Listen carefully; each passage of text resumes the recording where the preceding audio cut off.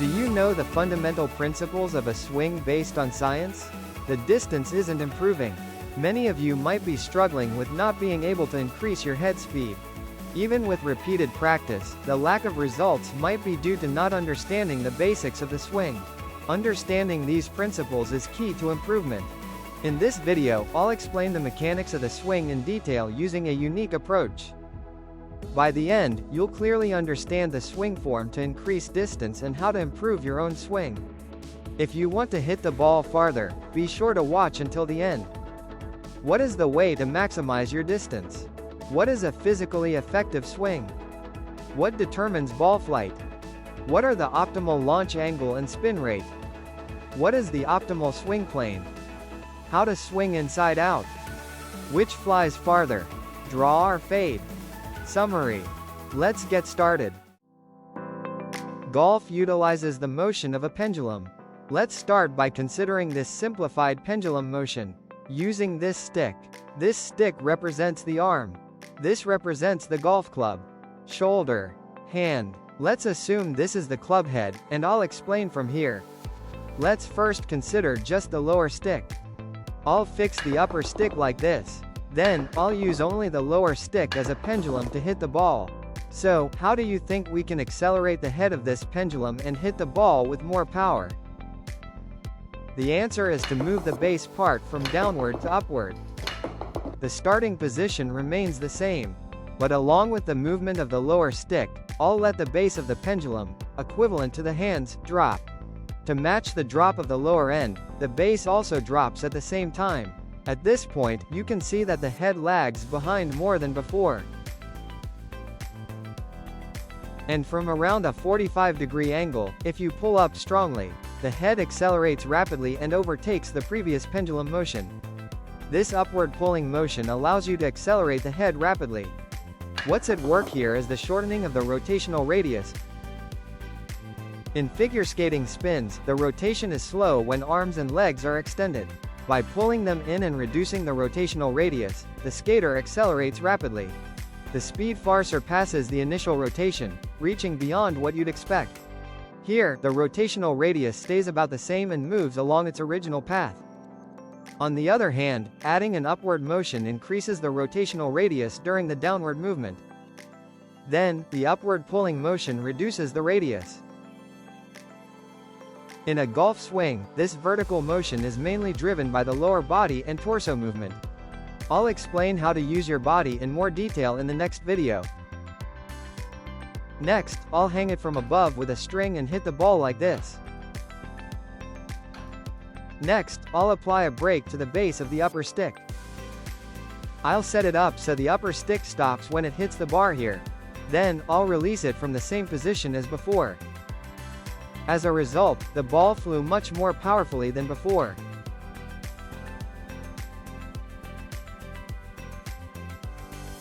If you look closely, the movement is the same until here. But after the brake, the end accelerates. And it impacts the ball sooner.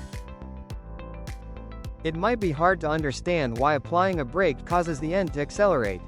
But it's a real phenomenon. I believe this is what is often referred to in golf instruction as creating a wall. However, expressions like creating a wall or applying the brakes can easily lead to misunderstandings. Creating a wall and applying a brake in the swing are merely results, not the intention. This is completely different from intentionally stopping the swing like this. Instead of focusing on applying a brake, it's important to create a form where the hands naturally decelerate around this point. From here to here. When you trim the footage from here to the same length for comparison. In the second half, you can clearly see the hands decelerating and the club head accelerating. I'll explain how to use your body in more detail in the next video. But for now, remember that applying a brake is crucial for accelerating the head. Combining vertical motion and applying a brake makes head acceleration even more pronounced. The video above shows hitting the ball without using vertical motion or applying a brake. The video below shows the combination of vertical motion and braking. The ball's speed is completely different. Most amateur golfers are like the top video, while professional golfers are like the bottom video. This stick is only connected by a pulley. So note that no force is being used to swing the lower stick like this. Despite that, it can generate such a significant amount of force. If you want to experience the effects of radius contraction and braking, give it a try yourself. Hold the golf club lightly like this and swing it. If you keep your hand stationary and just swing, it feels different compared to adding a pulling action. You'll notice a big difference in head speed. When you pull forcefully, the head may accelerate more than expected. You might even lose grip of the golf club, so be cautious while trying it. Next, I will explain the factors that determine how the ball flies.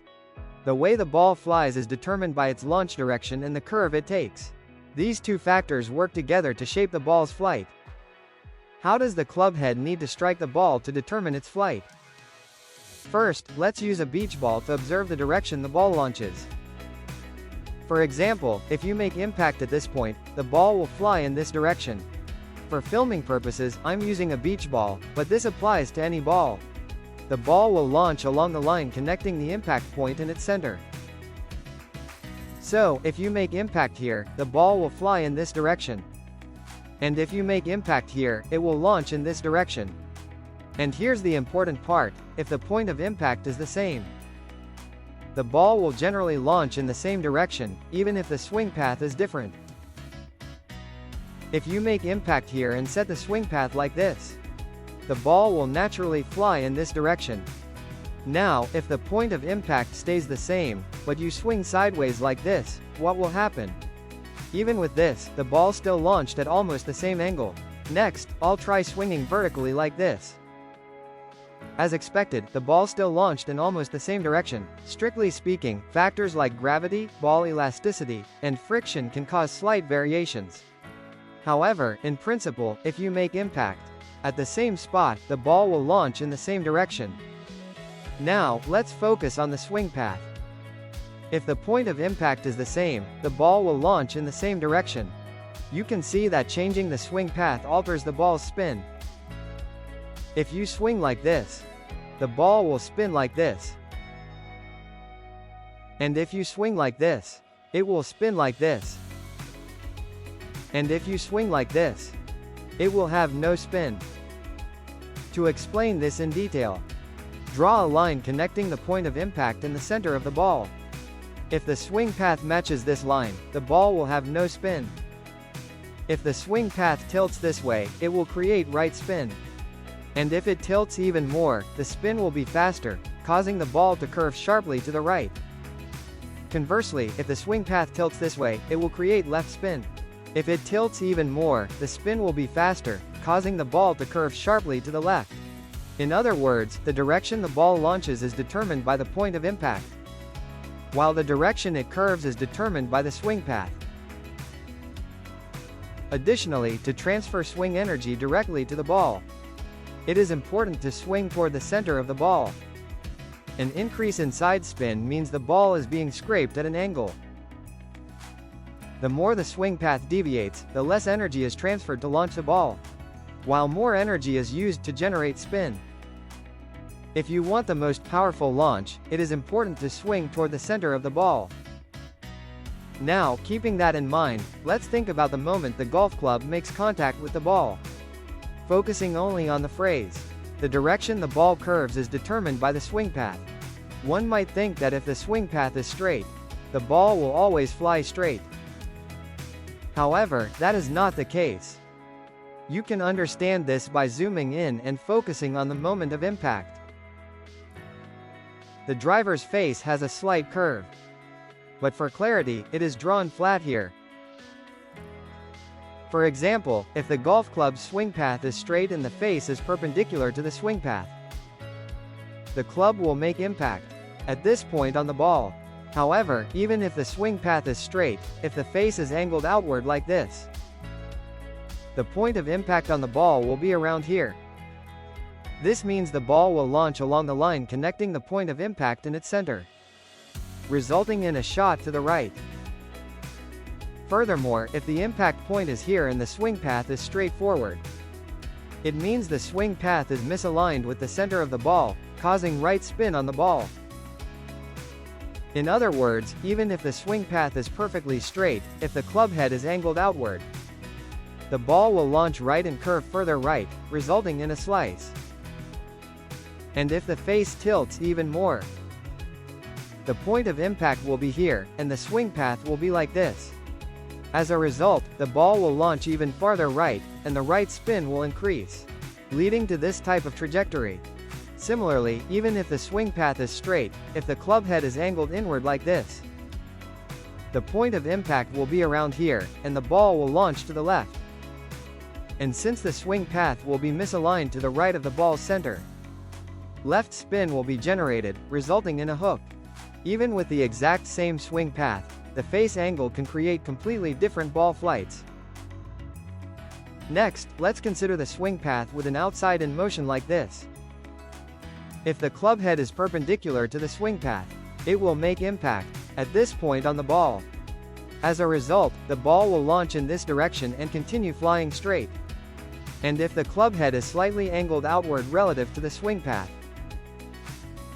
the point of impact on the ball will be around here. Additionally, since the swing path shifts left of the ball's center, right spin will be generated. This means the ball will launch in this direction and curve slightly to the right, resulting in a fade.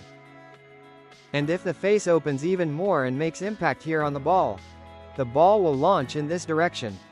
Additionally, since the swing path is significantly shifted left of the ball's center, it will create even more right spin, resulting in this type of trajectory.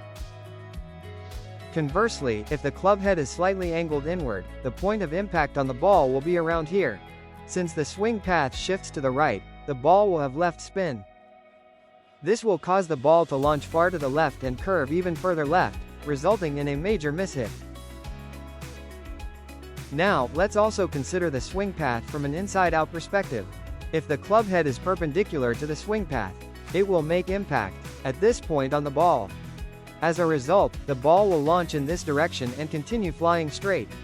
And as before, if the club head tilts outward like this, the point of impact will be here, and since the swing path shifts left, right spin will be generated, causing the ball to launch far right and curve further right. On the other hand, if the club head tilts slightly inward, the point of impact will be here, and the swing path will shift slightly to the right, creating left spin. As a result, the ball will launch in this direction and curve slightly left, resulting in a draw.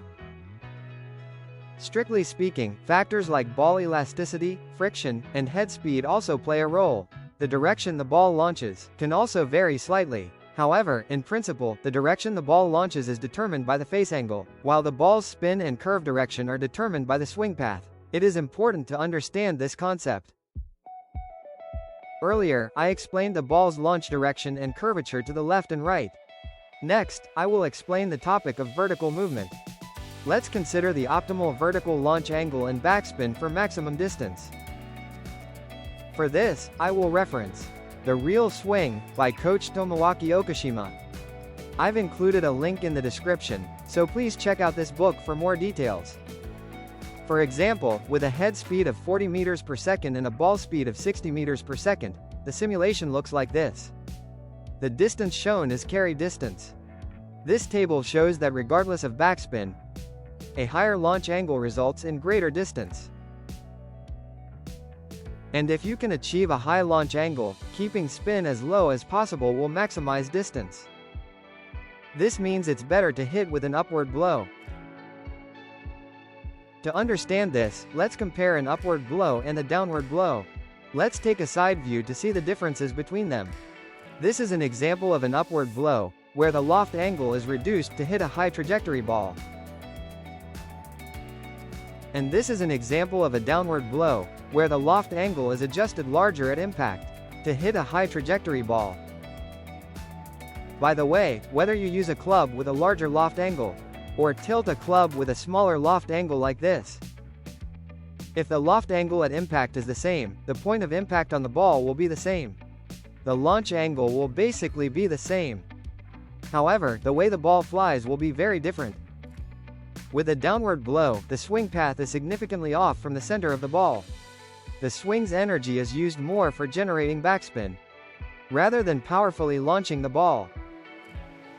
In this case, even if the head speed and launch angle are exactly the same, the ball speed will be slower, and excessive backspin will cause it to balloon, resulting in less distance.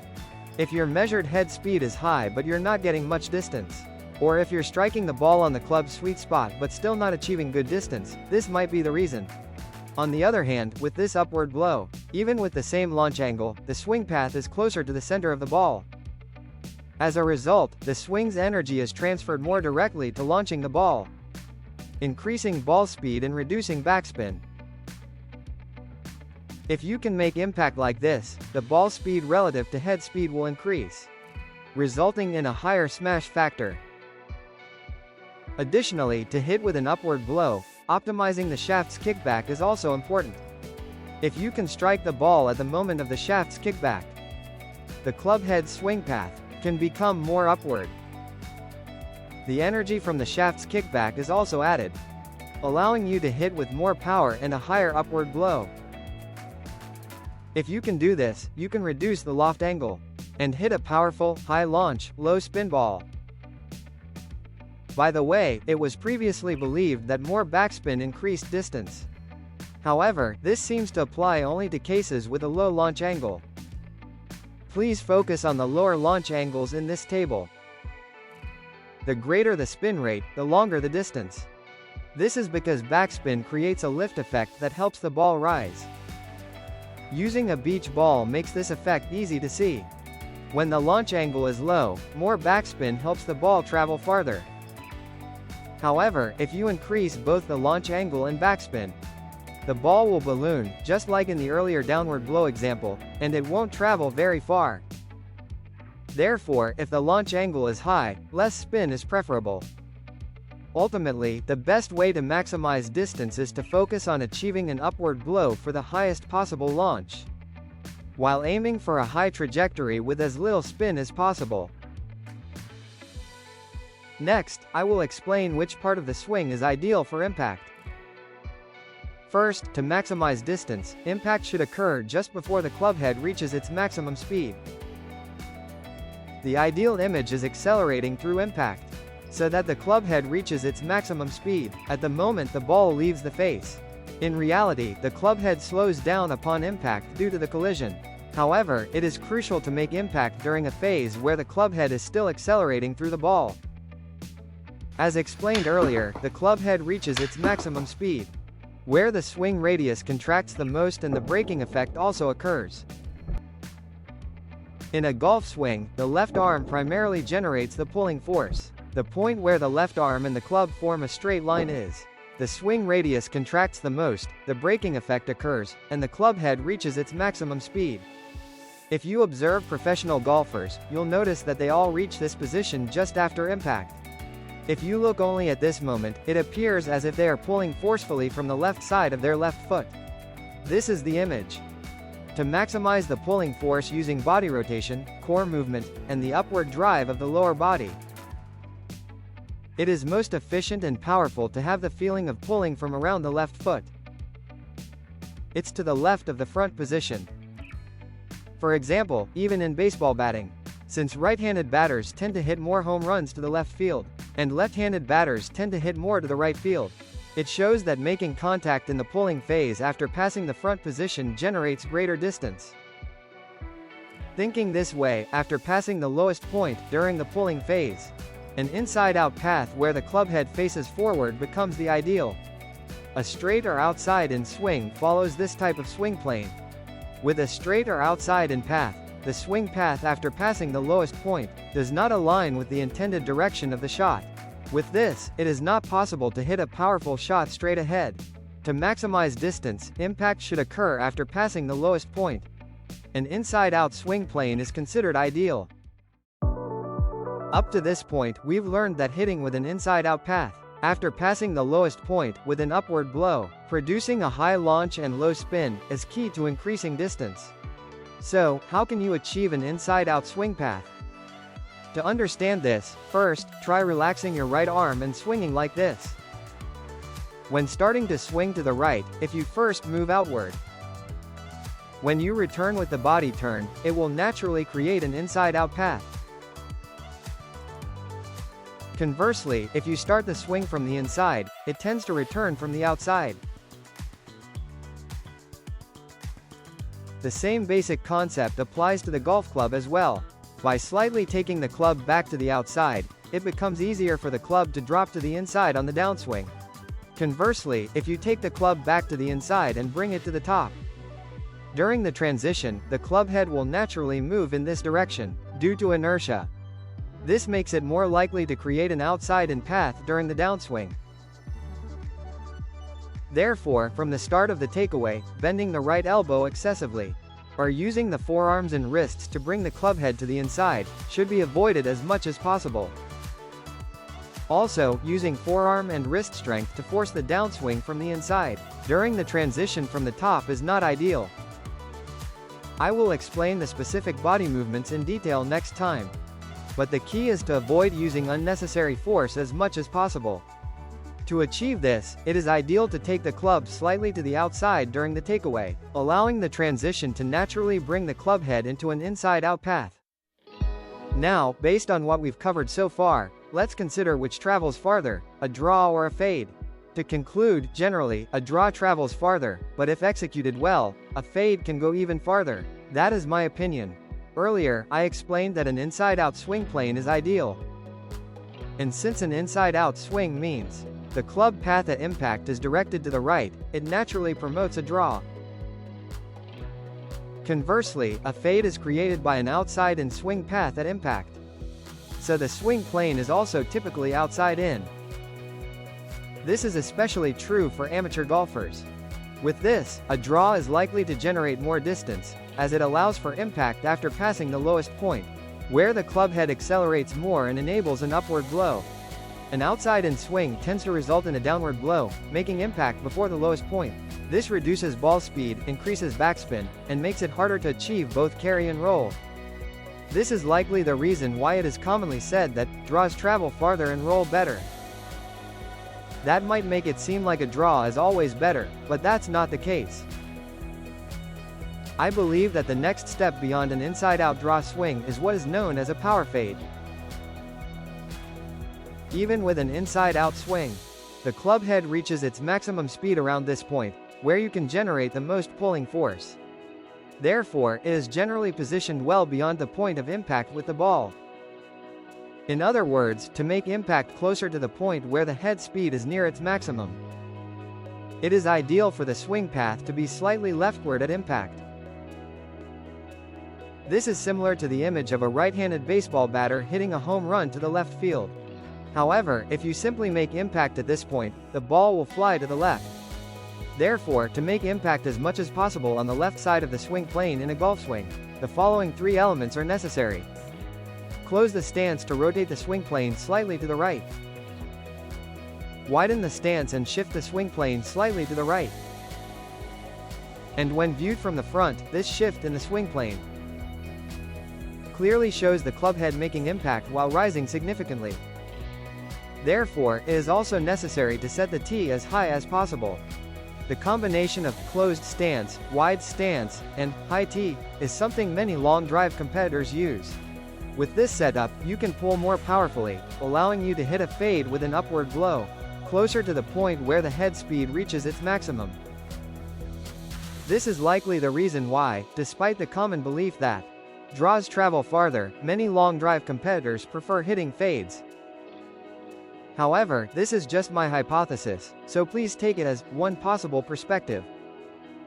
If you have different opinions or any observed data, please share them in the comments. I look forward to your thoughts.